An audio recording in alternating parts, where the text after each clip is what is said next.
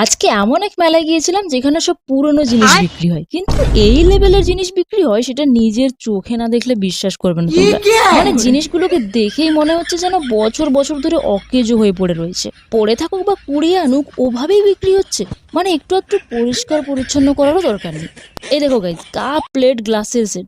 মানে এটা যদি তোমাদের কেউ ফ্রিতেও দেয় তাহলেও তোমরা তাকে দুটো কথা শুনিয়ে আসবে। আর আমরা 3 ঘন্টা জার্নি করে এগুলোকে দেখতে এসেছি। আসার সময় বরের কাছে অনেক বায়না করেছিলাম যে একটা চেয়ার নেব।